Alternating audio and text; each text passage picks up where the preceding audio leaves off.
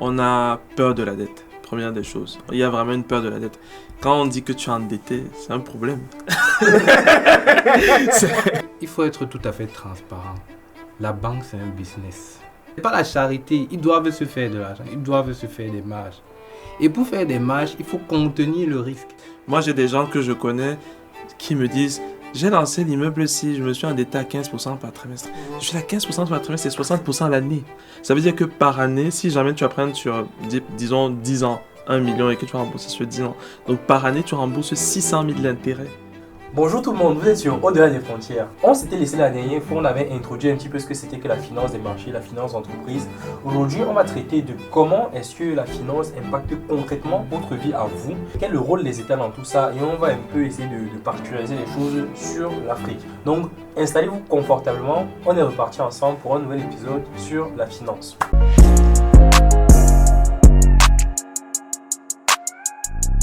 Moi, j'avais noté une stat quand même que je voulais vous partager et voir un petit peu ce que ça signifiait réellement. Le 17 octobre, la BCE, donc la Banque centrale européenne, baisse ses taux à 3,25%. Concrètement, c'est un article du Monde. Concrètement, qu'est-ce que ça veut dire pour la personne lambda qui nous écoute pour son quotidien? Je pense qu'on peut commencer d'abord par définir un peu ce que c'est que la Banque centrale et en fait quel est son rôle. En fait, chaque région qui possède une monnaie doit avoir en fait une institution qui contrôle ce qu'on appelle l'inflation dans la région en question. Et l'inflation, en fait, c'est quoi? L'inflation, c'est tout simplement l'augmentation des prix d'une année à une autre ou alors d'un mois à un autre. Et vous allez souvent entendre que l'inflation a progressé. Ça veut tout simplement dire que les prix ont évolué. Les prix évoluent tout le temps, mais en fait, chaque région dans le monde essaie de se fixer un objectif auquel les prix doivent évoluer. Ça veut dire qu'on veut, en Europe par exemple, la région décide du fait que les prix ne doivent pas, ce qu'ils appellent leur taux neutre, en fait, est de 2%. Ça veut dire qu'ils estiment qu'une augmentation de 2% par année moyenne du prix des choses, c'est acceptable. La Banque centrale, du coup, aura donc pour rôle, dans la plupart des régions du monde, de réguler cette inflation. Et elle va réguler cette inflation avec beaucoup d'outils, dont les taux d'intérêt dont tu as parlé. Après, il y a d'autres banques centrales qui ont d'autres objectifs, mais je pense que ça sera peut-être pour plus tard, comme par exemple l'emploi aux États-Unis, où la Banque centrale américaine, du coup la Fed, aura deux principaux objectifs, l'inflation et l'emploi. Donc pour revenir à ta question, parce que je pense que c'est important de mettre un peu le contexte, d'expliquer ce que c'est que, oui, tout à fait. quel est le rôle et comment est-ce que la Banque centrale se comporte. En fait, la Banque centrale européenne, du coup, quand elle décide de diminuer ses taux d'intérêt, qu'est-ce que ça implique, notamment pour l'économie? Ça fait que toi, par exemple, si tu décides aujourd'hui d'aller acheter, parce que quand elle diminue ses taux d'intérêt, en fait, elle diminue les taux, c'est plusieurs types de taux. Les banques commerciales, donc il y a une différence entre la banque centrale qui régule l'inflation. La banque centrale, si tu veux, c'est un peu comme la banque de ta banque à toi. Ça veut dire voilà, la banque des banques. Ça veut dire que Société Générale, BNP Paribas, Crédit Agricole, Natixis, en fait, ont toutes comme banque la banque centrale. Et les banques commerciales peuvent aller emprunter de l'argent auprès de la banque centrale, tout comme elles peuvent aller prêter même de l'argent, enfin, dans une certaine mesure, à la banque centrale. Donc, le fait qu'elle diminue les taux, ça fait que la banque commerciale aujourd'hui, si on diminue ses taux d'intérêt, ça fait quoi? Ça fait que le taux auquel, par exemple, la banque commerciale dépose son argent à elle-même auprès de la banque centrale diminue. Ce qui fait en fait que la banque commerciale aura tendance à préférer à aller peut-être prêter de l'argent auprès de divers acteurs. Et ça implique quoi? Ça implique que toi aujourd'hui, non seulement les banques commerciales seront plus enclin à te prêter de l'argent, mais pour toi aussi, ton taux à toi-même va diminuer. Ça veut dire que si tu veux acheter une voiture, les intérêts que tu vas payer sur ton crédit pour acheter ta voiture, si tu ne l'achètes pas cash, seront moindres parce qu'on a diminué du coup les taux d'intérêt auxquels la banque commerciale elle-même pouvait emprunter. Donc ça se répercute en fait sur ton taux à toi. Parce que la banque commerciale, commerciale va emprunter de l'argent à un taux plus faible, va te prêter à toi à un taux qui est encore plus faible, enfin à un taux qui est un peu plus élevé. Mécaniquement, si on a exactement, toi, ils peuvent se permettre de diminuer en fait toi ton taux d'intérêt.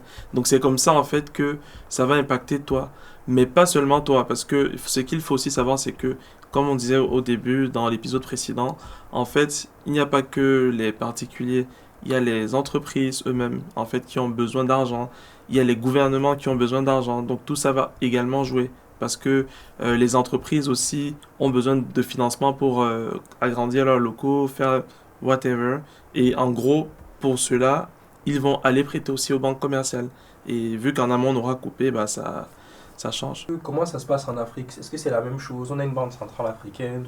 Comme dans toutes les régions, comme Yann vient de le souligner, effectivement, il y a des banques centrales qui régulent la monnaie, le flux d'injection ou non des monnaies et qui gèrent aussi l'inflation. En Afrique, effectivement, dépendamment des régions, en Afrique centrale, en Afrique australe, il y a des banques centrales. Je te parle par exemple de la... Non, c'est des régions, ça fonctionne des régions, c'est pas pour tout le continent africain. Non, c'est pas pour En zone commerciale, les zones commerciales, ça s'appuie sur la CEMA. Ça s'appuie, en fait, il faut comprendre que les patates et les choux, on ne mélange pas les patates et les choux, pour le coup. Parce qu'en fait, la banque centrale européenne est faite pour l'Union européenne, la zone Union européenne, la zone euro, parce qu'effectivement, c'est l'euro. La Fed, c'est fait pour la réserve américaine, parce que c'est le dollar. En Afrique, tu as plusieurs monnaies. Tu as le franc CFA, tu as l'ECO, tu as le Naira. C'est pas la même chose en fait. Donc la banque centrale qui va réguler le franc CFA ne va pas venir réguler le Naira. Et c'est spécifique à l'Afrique, c'est que tu as les banques centrales plutôt des fois par pays et non par région. En fait, la banque centrale est généralement rattachée à la monnaie. Voilà. Ça veut dire que si tu as une monnaie, il faut que tu aies une banque centrale qui régule la monnaie. Donc, si tu as un pays qui a le Naira, en fait, il y aura la banque centrale qui va réguler le Naira. Voilà. Tandis que les autres pays, le Bénin, la Côte d'Ivoire, le Togo, ils utilisent le franc CFA de l'Afrique de l'Ouest, qui sera régulé par la BCEAO. Nous, le Cameroun, le Gabon, la Guinée équatoriale, on utilise le franc CFA d'Afrique centrale, qui sera régulé par la BEAC. Voilà. Le Kenya aura sa banque centrale parce qu'elle utilise le shilling. L'Afrique du Sud aura sa banque centrale parce qu'elle utilise le rand. Tu vois, donc, s'il y a une monnaie, il y a une banque centrale. D'accord. Et concrètement, donc, comment eux ils fixent par rapport aux Européens, enfin aux Occidentaux, comment eux ils fixent leur taux d'intérêt? C'est quoi leurs objectifs? Comme on vient de parler d'objectifs Conjecturellement, c'est quasiment presque la même mécanique. C'est-à-dire que tu as un taux, je ne l'ai pas pour être tout à fait transparent, tu as un taux de référence au-dessous ou en dessous duquel ça ne fait bouger personne si l'inflation augmente en fait. Et généralement, typiquement, c'est 2%, entre 2 et 4%, dépendamment des régions. Et au-dessus de ce taux, au-dessus de ce seuil, là, il y a alerte. Ça veut dire qu'il faut prendre conscience, soit il faut diminuer l'injection des capitaux, dans l'injection de l'argent dans les monnaies, dans les économies locales via les banques commerciales, soit il faut augmenter. Et justement, ça se passe par cette mécanique de augmentation des taux directeurs ou diminution des taux directeurs. En Afrique, l'Afrique est beaucoup plus touchée en termes, je pense, d'inflation que d'autres pays, notamment beaucoup mieux encadrés, en ce sens que dans la zone euro, ils ont une politique commune d'inflation. C'est pas par exemple le cas, tu vois, de la Turquie qui, je pense, a une inflation très, très, très, très élevée. C'est comme l'Argentine, non? C'est comme l'Argentine, effectivement, où tu retrouves des taux d'inflation à plus de 10%. C'est énorme. Mais nous, on est bons élèves, on n'est pas bons. Enfin, quand je dis nous, j'ai compris qu'il y a plusieurs bancs, mais en Afrique... En Afrique centrale et en Afrique de l'Ouest, on a le franc CFA qui est adossé sur l'euro. Ce qui fait que notre inflation reste assez contenue parce que en fait notre monnaie est liée à l'euro dans cette mesure-là. Après, naturellement, il y a de très mauvais éléments, tout comme il y a de bons, entre guillemets, il faut mettre beaucoup de guillemets, éléments. Mais l'inflation en Afrique de façon générale reste assez élevée. Le point aussi important à soulever, c'est que en Afrique, il a parlé effectivement d'introduction monétaire. En fait, tu as les taux d'intérêt qui sont une politique qui est utilisée, mais tu as aussi l'injection de monnaie. Et c'est pour ça que, comme petite anecdote, il y a des économies qu'on a fait tomber en introduisant, par exemple, beaucoup de billets ou beaucoup même parfois de faux billets. Parce que si on se retrouve dans un monde où tout le monde a de l'argent, en fait, l'argent n'a plus de valeur. Donc, en fait, théoriquement... Il faut les pauvres, les riches. Je ne le mettrai pas comme ça. Je te taquine. Je ne le mettrai pas comme ça nécessairement. Mais en fait, du coup, les banques en Afrique vont beaucoup plus souvent jouer sur les mécanismes du coup de monnaie plutôt que les mécanismes de taux, même si les mécanismes de taux en fait ont un impact direct. En Afrique, est-ce que c'est facile pour quelqu'un d'emprunter? Est-ce que les gens ont la culture de l'emprunt? Personnellement, je ne pense pas. Ça dépend des pays. Il y a des pays où c'est plus aisé que d'autres, mais je ne pense pas qu'il y ait encore cette culture. Parce que malheureusement, je trouve, on a peur de la dette. Première des choses. Il y a vraiment une peur de la dette. Quand on dit que tu es endetté, c'est un problème. Donc, par exemple, j'ai construit ma maison sur fonds Avec propres. propre, c'est un problème. Je pense il y a une sorte de trauma qui est associé, en fait, justement, en fait, qui est associé à, bah, quand tu t'es endetté en Afrique, généralement, tu t'endettes un peu sous hypothèque. Ça veut dire que tu dois mettre un titre en garantie. Ou en Europe, par exemple, la plupart des gens, dès que tu as un contrat de travail, tu peux directement aller chercher de la banque de l'argent sans avoir à mettre quelque chose en garantie. Donc, même quelqu'un qui est bien loti en Afrique avec un bon salaire doit quand même être hypothéqué quelque chose. Généralement, c'est très, très, très, très, très souvent. Et surtout, ça va aussi jouer sur le taux d'intérêt. C'est-à-dire que si tu vas et que tu n'as pas de bien à mettre en garantie, ce sera beaucoup plus compliqué et le taux sera beaucoup plus élevé. Si tu mets un bien en garantie, ça aura beaucoup plus de valeur et ça va diminuer non seulement le taux, mais aussi du coup la crédibilité qu'on t'accorde. Parce qu'on sait que si jamais demain, tu perds ton emploi, en fait, on peut tout simplement saisir le bien.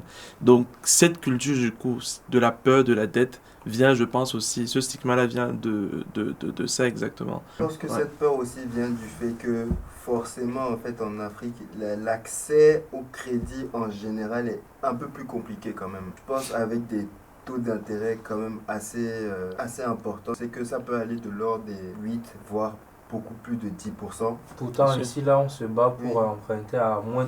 Il y avait une époque en 2021, je crois que c'était à des 2% qu'on avait. On a, après le Covid, c'est passé, il y avait des 4%, les gens criaient. Pendant le Covid, même, Ça, tu là, pouvais on voit ça emprunter pour diminue zéro. depuis. Tu pouvais même emprunter pour zéro à certains moments. zéro. Pour zéro. Mais je nuance vraiment beaucoup. C'est-à-dire que je suis d'accord. Les taux Mhm. d'intérêt sont peut-être prohibitifs.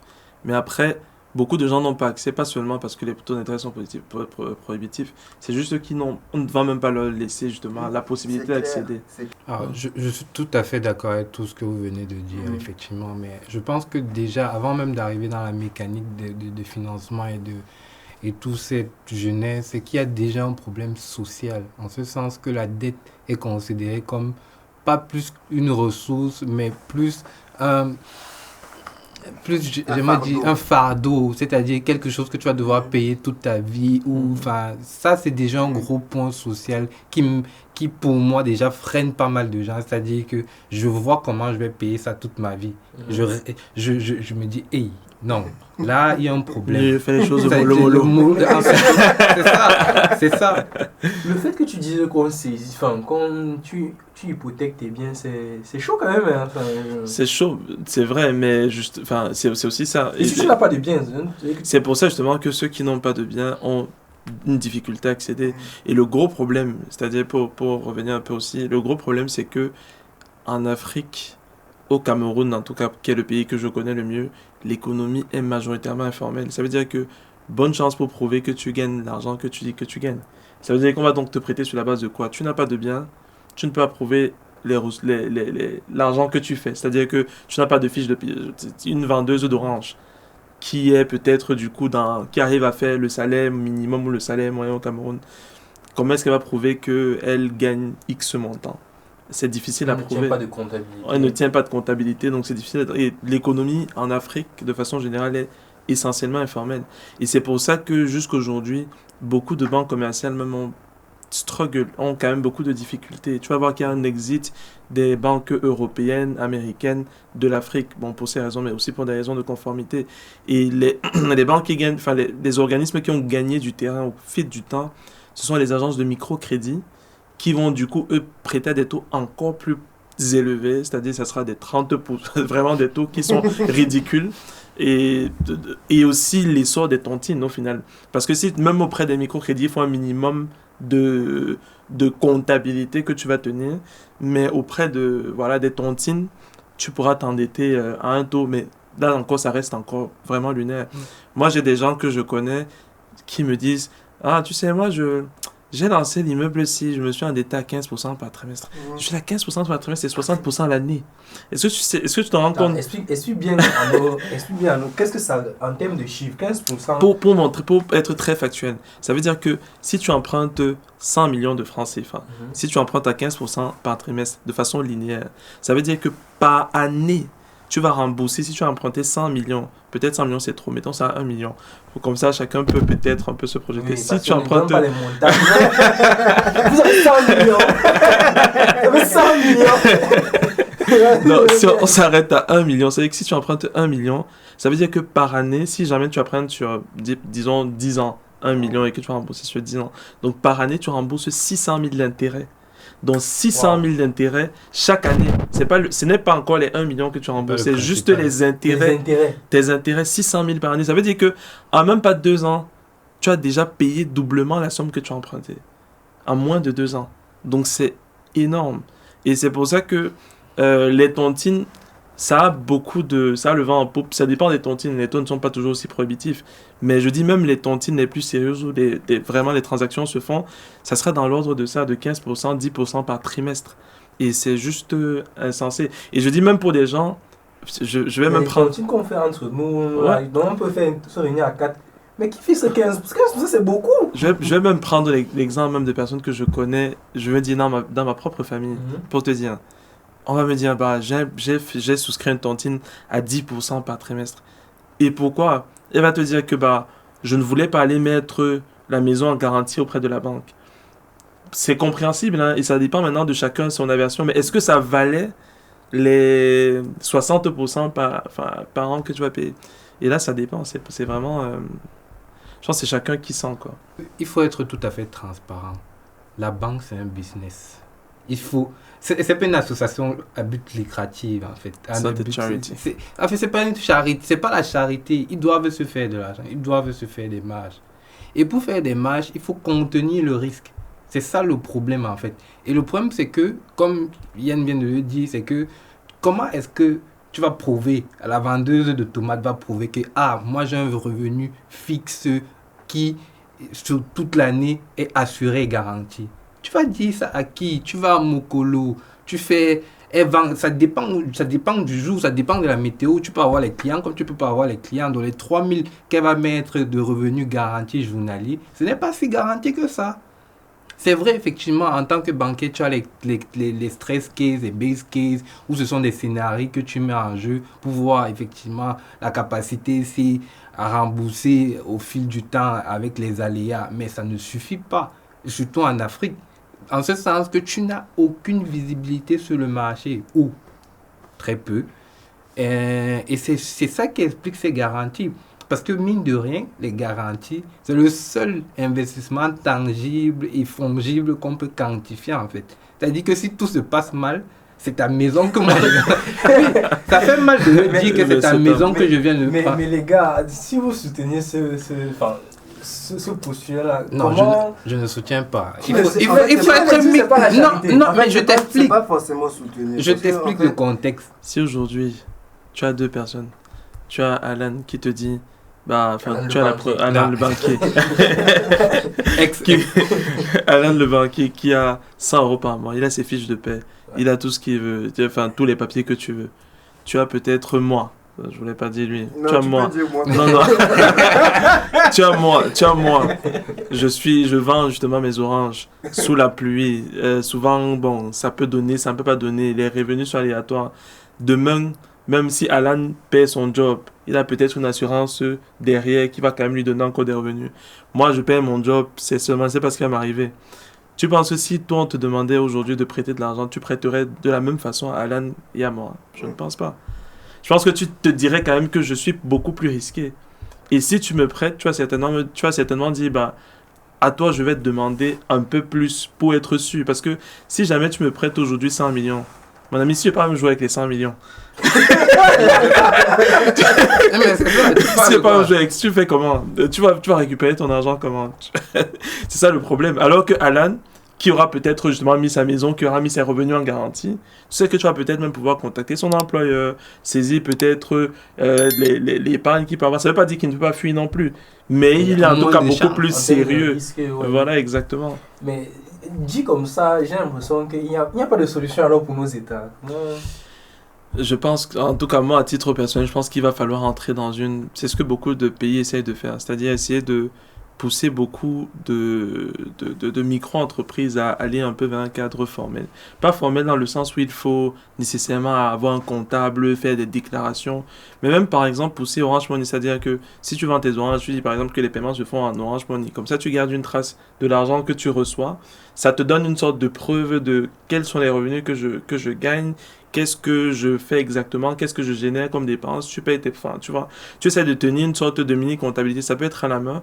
Et c'est ce qui a été encouragé par les microfinances. Et c'est pour ça que ça a beaucoup réussi. Mais en fait, effectivement, je pense qu'il y a certains pays qui essayent d'aller vers ce tournant-là.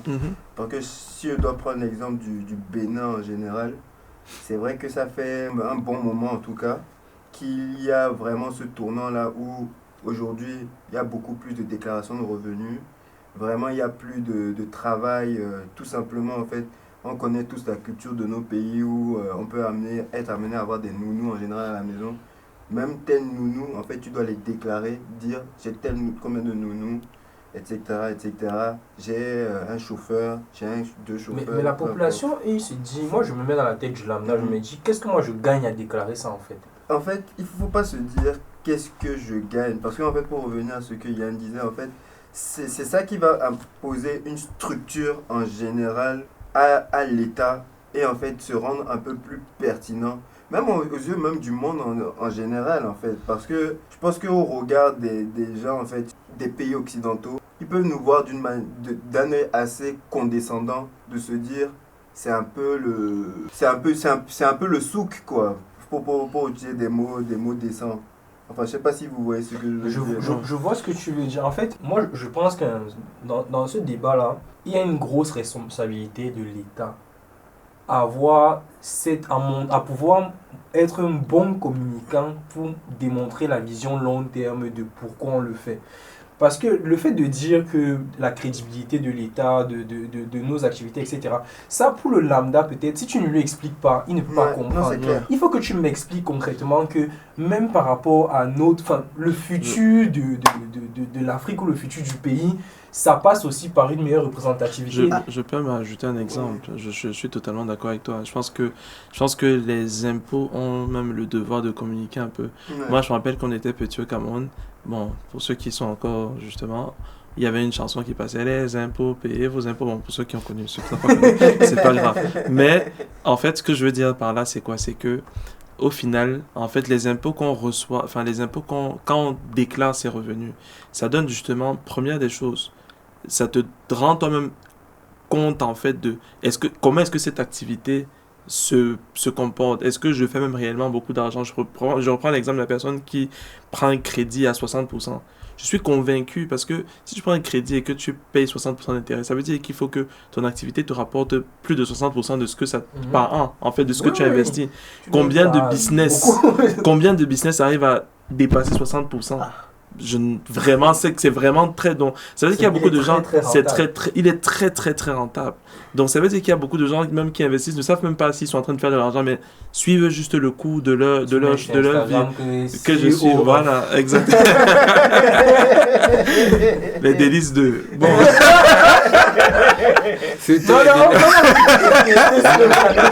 Là, il faut comprendre que les banques seules ne peuvent pas tout financer. En ce sens que quand tu regardes toute l'activité à financer, c'est énorme. Et les États aussi doivent mettre la main. Et les États essayent de mettre la main comment? Elles essayent justement de créer des banques multilatérales, qu'on va appeler, j'ai un exemple en tête, ça s'appelle la BAD, la Banque africaine de développement. C'est une banque vraiment multilatérale. En termes de notation, on ne fait pas mieux. Elle est AAA Prime, c'est la seule institution. Notée par qui? S&P. D'accord. Triple A, enfin, même la France n'a pas triple A pour le coup. Mais qui est derrière cette banque-là? Est-ce que c'est des panafricains, c'est des africains? J'en reviens justement, c'est 81 pays actionnaires, donc c'est les 54 pays membres enfin 54 pays africains et le reste d'autres entités non name. Mais, enfin non name, on les connaît tous, mais c'est des entités externes, étrangères. Mais il faut retenir que la majeure partie, 60% de l'actionnariat ou plus, ce sont des Africains. Et qu'est-ce que la BAT fait? La BAT aide dans la production, enfin dans la gestion commune de tous les projets de tous les jours, que ce soit agriculture, énergie renouvelable, et j'en passe en fait. Toutes ces institutions dites multilatérales viennent aider.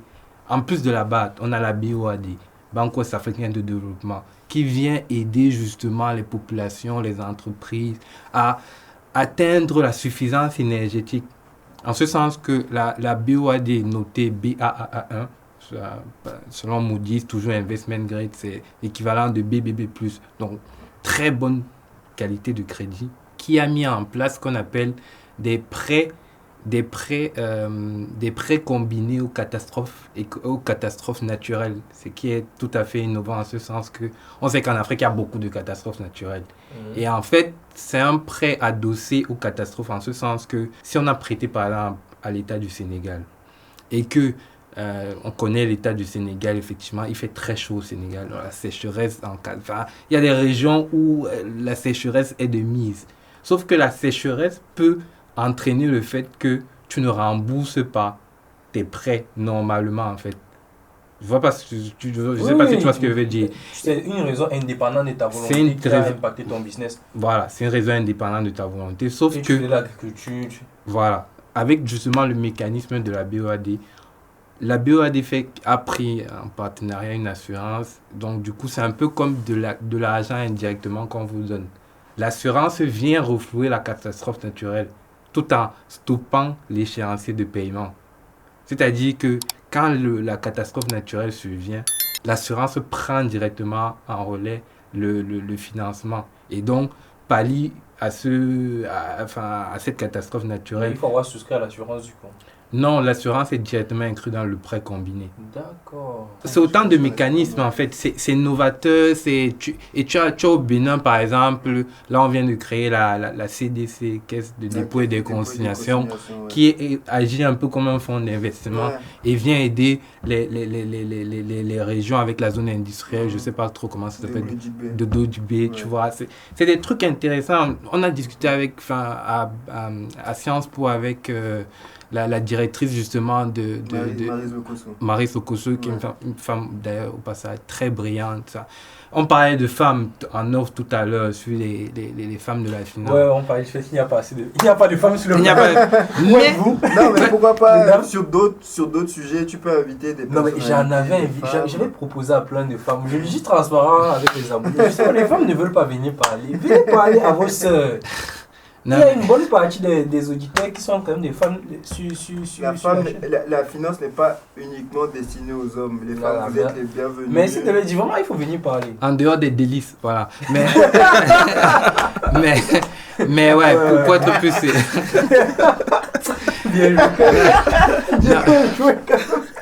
Non, mais pour être plus sérieux, en vrai, Marie Zokoso, femme très brillante qui a travaillé un moment à la BOAD. Enfin, tu vois, elle gère ce type de fonds d'une certaine ampleur. C'est réellement un investissement de l'État, en ce sens que Tidiane Thiam disait cette année, en fait, il y a de l'argent qui est bloqué. C'est de l'argent des assurances. Tout le monde sait ce que c'est qu'une assurance. Mais le fonctionnement d'une assurance, c'est que les assureurs, vous mettez de l'argent qui ne sera pas forcément utilisé à court terme, mais qui sera forcément utilisé dans le long terme. Mais du coup, cet argent reste bloqué. Il va donc falloir, et ce que les assureurs font, multiplier et fructifier cet argent afin de pallier éventuellement à pour que ça ne dorme pas. Pour que ça ne dorme pas.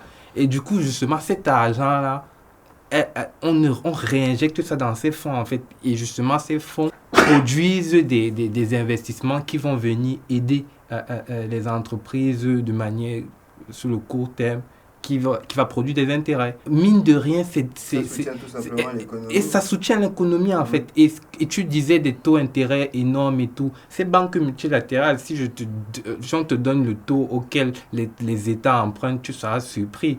Par contre, si elles vont sur le marché obligataire, où on va regarder leur rating, les taux sont faramineux. Je ne vais pas dire que c'est du n'importe quoi, mais c'est en situation logique avec la vision que l'investisseur étranger a de la perception du risque en Afrique. Et justement, pour encore revenir sur ces institutions, la BOAD, avant d'être BA1, elle était fortement impactée parce qu'en fait, la BOAD a pour actionnaire tous les 8 pays membres de l'UEMOA. Donc, c'est une banque multilatérale, mais sous-régionale, en fait. Donc, il y a UEMOA, on sait tout ce que c'est, l'Union économique et monétaire des États d'Afrique de l'Ouest. Et en fait, justement, tu as cette composante qui faisait qu'on a eu pas mal de coups d'État dans ces pays. Pour ne pas citer les pays. Situation géopolitique tendue. Voilà, situation géopolitique tendue, tout ça joue sur le rating. Non, en effet, en fait, il y a d'autres critères qui rentrent dans les notations. Hein. Parce que si je dois prendre l'exemple de la France en général, je sais que par exemple, la situation des gilets jaunes a beaucoup impacté la notation et la dégradation de la note de la France. Ouais, et justement, pour revenir au sujet de la BOAD, en fait, elle vient juste d'être upgrade. Quand je dis upgrade, c'est en termes de notation, on a rehaussé la notation En termes de rating. Il faut suivre, les gars. On va pas expliquer tous les jours avec le rating. Et justement, ces agences de notation ont des critères bien spécifiques qui sont publiés sur leur site. La situation géopolitique en fait partie. L'actionnariat en fait partie. Parce qu'on regarde aussi les gens qui pilotent, qui sont tes actionnaires en fait. Si, je ne vais pas citer les pays où il y a eu où la situation géopolitique a été tendue. Quand vous regardez l'UEMOA, il y a certains pays qui ont connu des tensions énormes et du coup impacté sur la notation de la BOAD. Et justement, pour pallier ça, qu'est-ce qu'ils ont fait? Il y a plein de mécanismes. Je dis, c'est pas de la tricherie, c'est connu. Dès lors qu'on connaît les facteurs de notation, on peut jouer dessus. C'est comme ici en France. Tu sais ce qui va te faire des malus dans ta fiche d'impôt. Tu fais tout pour minimiser ces trucs. Et du coup, ce qu'ils ont fait, c'est qu'ils ont refloué le capital, donc appelé beaucoup d'autres actionnaires externes qui n'étaient non africains pour le coup. Et ça fait donc jouer la notation en ce sens que on se dit que il y a plusieurs autres États qui viennent. Ça veut dire, ça peut être un produit intéressant. Mais tu vois, ça c'est... typiquement, moi je trouve que c'est un problème, encore une fois, de venir faire entrer des personnes extérieures à l'Afrique pour montrer que, vous voyez, le business peut tourner. Donc avec nous, ça ne peut pas marcher. Et ça, c'est parce que c'est pas justement parce que c'est une agence non africaine qui note aussi. En partie, tu as raison. C'est que effectivement, tu as le point de vue externe qui dit que c'est une agence de notation européenne ou occidentale qui vient noter nos pays locaux. Mais j'aimerais juste dire que tout n'est pas tout blanc, tout noir. C'est-à-dire que c'est pas parce que c'est une agence externe que ça donne ce rating. La preuve est que la BAD, Banque africaine de développement, est triple A. Triple A, c'est la meilleure note qui puisse exister. Et 80% de l'actionnariat, ce sont les 51 pays d'Afrique. Donc, ça veut dire quand même qu'on a quand même des États qui sont très bien, qui sont très pertinents. Et je te rassure que les États auxquels on pense, c'est pas la Côte d'Ivoire, c'est pas le Sénégal, hein. C'est les pays que tu ne peux même pas t'imaginer en Afrique. C'est le Botswana, c'est les pays du genre. Tu vois, le Botswana, par exemple, je crois qu'il est raté BB- ou BB+, et toujours, investment grade. Sont des pays auxquels tu ne peux pas t'imaginer, en fait. Pareillement, en Europe, les pays les mieux notés, c'est pas la France, c'est pas l'Allemagne. Enfin, si, un peu l'Allemagne. Mais c'est des pays... Sur la France, c'est l'Allemagne. C'est quoi? C'est la Suède, les trucs comme la Suède. La France, l'Allemagne, le Luxembourg, ben oui. Tu vois, c'est les pays auxquels c'est pas les têtes d'affiche si tu veux. Donc, concrètement, pour vous dire que le rôle des États est de plus en plus perceptible via les banques multilatérales que j'ai citées, la BAD et la BOAD. Ce qui est à faire et ce qui serait très intéressant de voir, c'est on communique plus avec ces banques multilatérales et que ces banques multilatérales montrent de manière générale ce qu'elles font au jour le jour. C'est ça, pour moi, c'est le cœur même du truc, et montrer aux populations ce que vous faites. Parce que les gens ont l'impression, les gens ont une vision de la banque qui est déjà... ouais, trop bloquée. Trop bloquée. Non, c'est clair, moi je trouve qu'en effet, il n'y a pas d'efforts qui sont faits. En fait, moi je pense que ça peut venir même des États en eux-mêmes qui vont essayer de veiller à cette éducation-là financière, en tout cas des populations. Certains diront que c'est parce que les populations ne sont pas instruites, mais pour moi, tu n'as pas besoin d'être instruit pour comprendre ce genre de mécanisme-là. Et je pense que les États peuvent aussi contribuer à éduquer leur population, à comprendre que c'est quand même assez pertinent de suivre un certain fil conducteur, quoi. Après, effectivement, c'est en train de changer en ce sens que je ne parle pas politique, je ne suis pas politicien, je préfère le dire. Là, il y a les élections en 2025 de la BAD où tu as des candidats qui sont pas mal et qui essaient de changer. Notamment, on a rencontré Amadou Hott, qui est ancien vice-président il a démissionné de la BAD justement pour se présenter à la présidence et qui tire à peu près ce projet. Je pense que ça peut être intéressant en ce sens s'il prend la présidence. Ok, en tout cas, merci pour vos interventions. Je pense que là, il y a plein de personnes qui vont commencer à plus prendre conscience du fait que concrètement dans leur vie, ça a un impact de tout ce qu'on dit. Et voilà, il faut s'y intéresser, il faut partager l'information. L'information, comme je dis toujours sur la chaîne, l'information stratégique, c'est ça qui va aider et libérer la parole dans la communauté. Donc, ça, c'est le deuxième épisode qu'on a fait avec ces messieurs. On va en faire un autre. Mais dites-nous déjà dans les commentaires si ce qu'on a dit là, ça vous a plu, qu'est-ce que ça vous a inspiré. Est-ce que vous n'êtes pas d'accord avec certaines prises de position? Vraiment, faites vivre l'espace commentaire, donnez-vous votre avis et on se retrouve à très bientôt pour un prochain épisode sur Au-delà des frontières. Au revoir.